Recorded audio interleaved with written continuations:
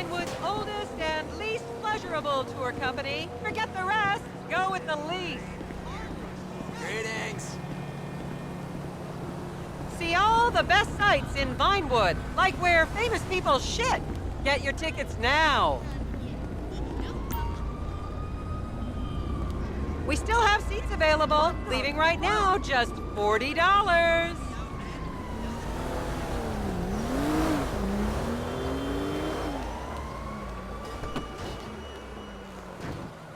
As I am contractually obliged to say, buckle up, everyone. It's showtime.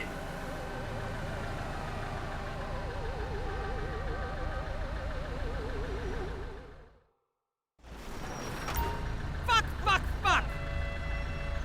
Okay, smartphones at the ready, celeb spotters. We are now approaching the legendary nightclub, the Dungeon Crawler. Opened in 1996, the club is famously owned by actor Bruce Spade, who has a custom-built elevated VIP table so that he looks the same height as everyone else. It remains one of Vinewood's hottest night spots for the rich and famous to do drugs and date rape impressionable fans. Play your cards right, and that could be you! The Dungeon Crawler was in the news again recently when comedian Morgan Chester allegedly ran over a doorman in his SUV for not laughing at one of his jokes.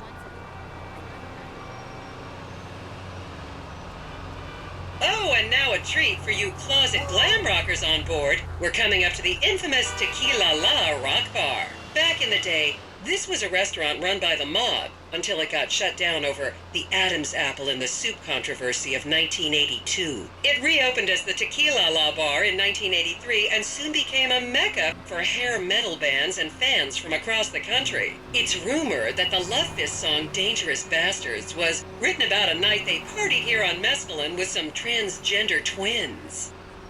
Now, this house up ahead is one of the many private residences of action movie director Mark Fostenberg. Fostenberg still maintains he was out of town when a 15-year-old Mexican girl was found dead in his pizza oven in 2007. The case was settled out of court and all charges were dropped. The girl's family now live on the next street. So this is the house of television exercise guru The Craze. You might have seen him degrading himself recently on Rehab Island. Do any of you remember the 80s? Huh, strange times. People didn't go to the gym back then. They did jumping jacks in front of the TV and leg warmers and headbands. The Craze swapped his gold lame leotard for a crack pipe in the 90s, but is reportedly now clean and in the best shape of his life. That's Vinewood's code for, he's trying to make a comeback.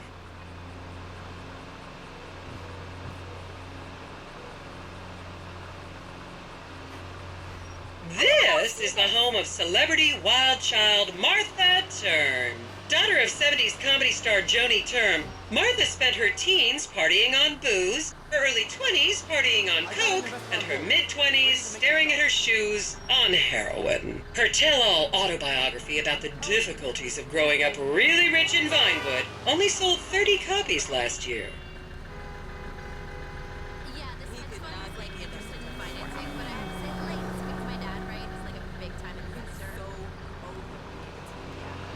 Vinewood is often referred to as the anal bleaching capital of the world. Beautiful.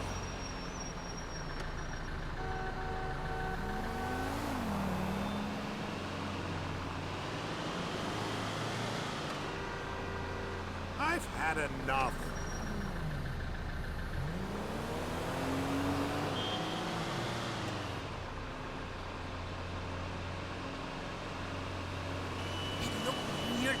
Just up ahead is another place to see and be seen in Rockford Hills, the Richmond Hotel.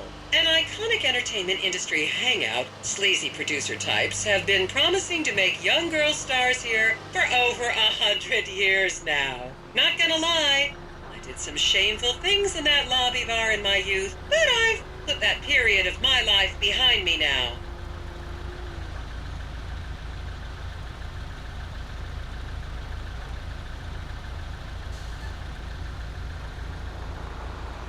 I should remind you this is a no-smoking bus. Unless, of course, it's medical marijuana, then you're all right. That motherfucker is lame.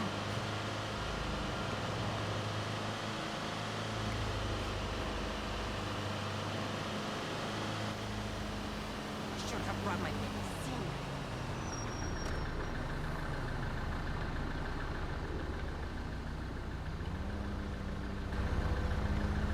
That's in the book I got.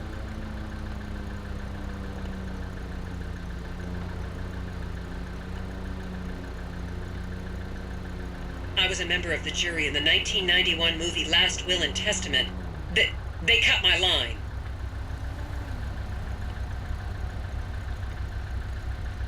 It's just not that exciting, is it? Hi. Here you can see the landmark Weasel Theater, which was opened here in Morningwood in 1930. Some of the biggest movies in history have premiered at this theater, including Blue Blood, Shoulder of Orion, and The Many Wives of Alfredo Smith. You might remember the controversial premiere of the gladiator comedy Lions and Donkeys in 1984, when star Chip Hampton walked up the red carpet with two slaves in chains.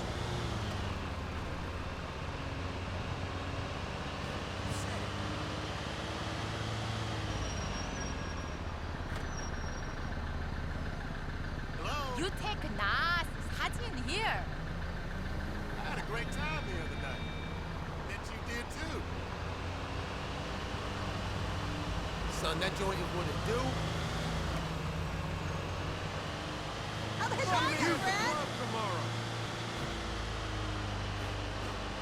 Is everyone having fun?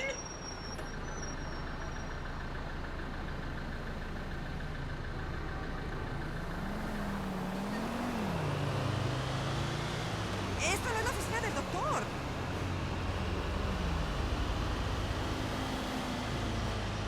And now to our left, ladies and gentlemen, is the famous Richards Majestic Studios. The product placement for classics like Nelson and Naples and Rum Runner, and the not-so-classics like Vinewood Zombie and Shoulder of Orion 2 was shoehorned into the final edits right behind those very gates. Everyone has a favorite Solomon Richards movie. An American Divorce really helped me through a difficult time when I was bankrupting my first husband. Oh, come on, don't people in the Midwest watch movies? You must have seen Defender of the Faith.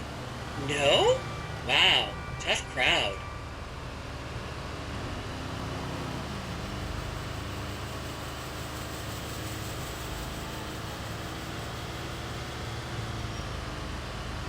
That was in a movie.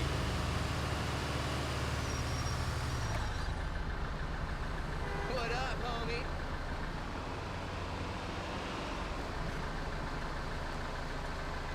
I just can't get used to that smell around here.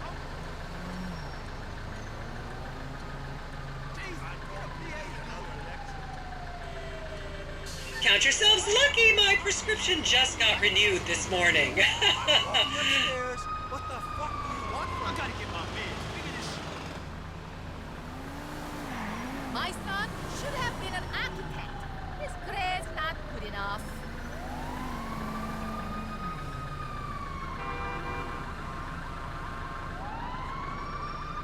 Sounds like some bullshit to me.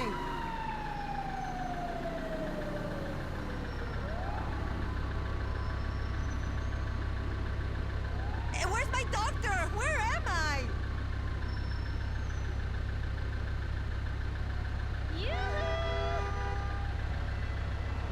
Just up ahead on the right is where Delancey Medua's septum fell out after a ketamine party.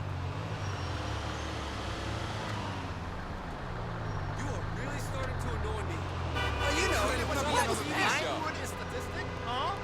Okay, people, get those cameras out. This is Portola Drive. You won't get a better chance to spot a celebrity in its natural habitat. As you can see, the recession hasn't hit this part of town very hard. These are some of the most offensively high-end designer stores in the country. And now, some fun trivia for you.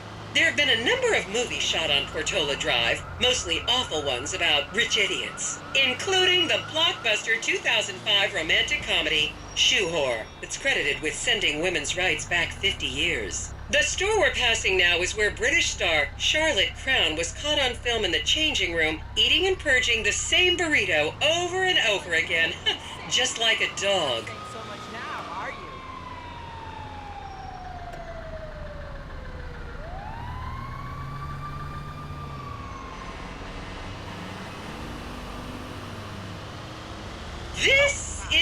Epsilon Center. Anyone with red hair, please cover it for your own safety. If you really want to meet a famous celebrity, this place is packed full of them. Take an introductory course. It changed my life. Kiflam!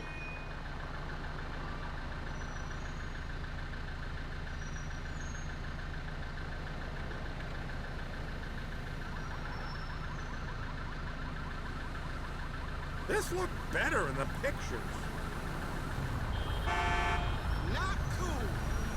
Look at this. My eyes getting sore. You should go back to the hotel. Fuck me in the ass! Fuck you, putito! Remember, these people are rich and beautiful. That makes them better than us.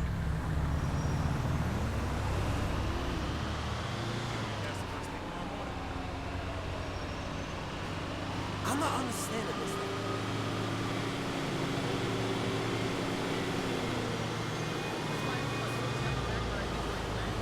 Estoy muy confundida ahora.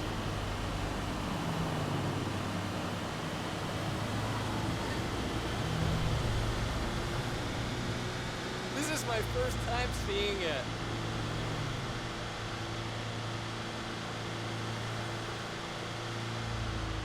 What in the hell? Keep those cameras out and fingers on the trigger. Celebs are skinny and fast. What?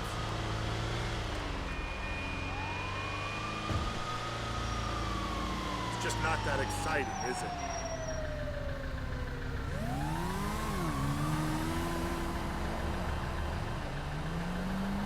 The city's okay. I seen better.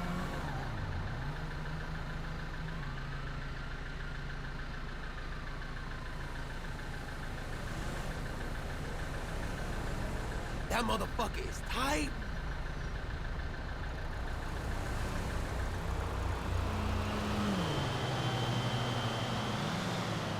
To the left, you'll see a spot where a pizza boy claims that Play PG Jackson asked him to remove his shorts.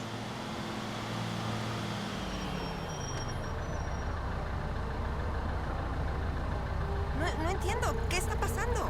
Are you kidding me?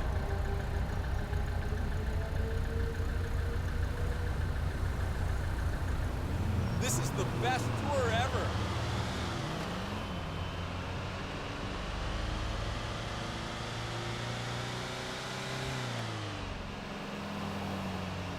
And here is City Hall.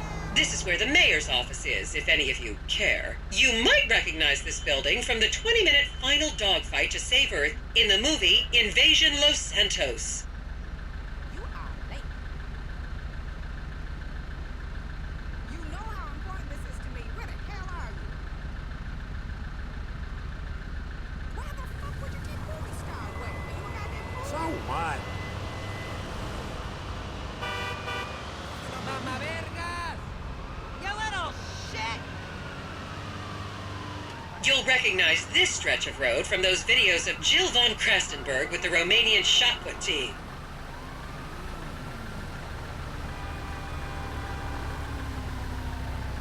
I take a picture of this.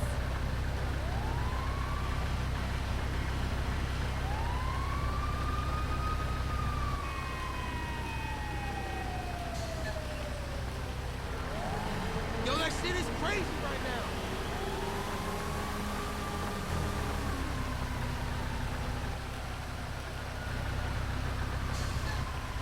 I'm so tired right now.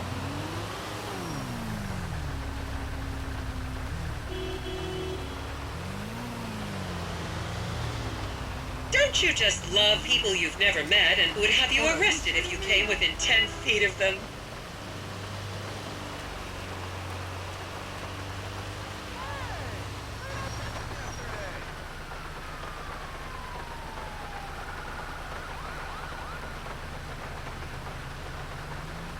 Why the fuck?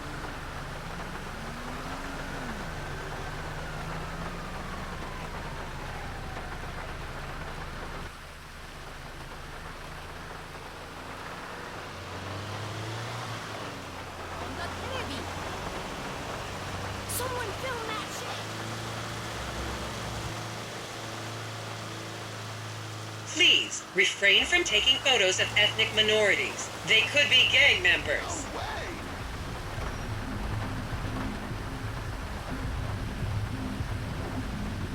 I finally seen that shit!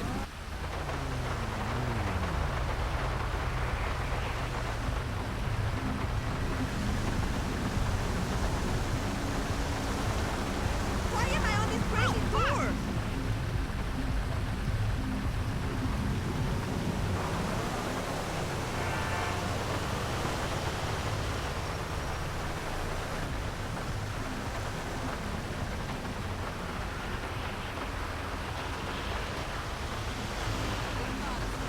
The next corner is where actor Scott Stevens famously prolapsed after a failed party trick. And here we have the beautiful Oriental Theater. Riots broke out on the theater's opening night in 1928 as desperate fans tried to get upskirt shots of the legendary silent movie star Miriam Turner, much like you're doing today, except with really heavy cameras. My daughter tells me it isn't politically correct to say Oriental anymore, but considering some of the other common terms for Asians in the 1920s, the name could have been a lot worse. There's a saying that to go to Los Santos and not see the Oriental Theater is like going to China and not visiting a burger shop. I've never really understood what that means, but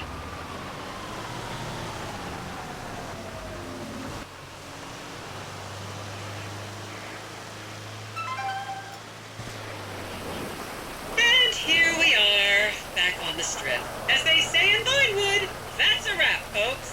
I hope I managed to take your minds off the economic downturn for just a little while. I'd like to remind any Europeans that 1% is an insult, not a tip. Enjoy the rest of your vacation.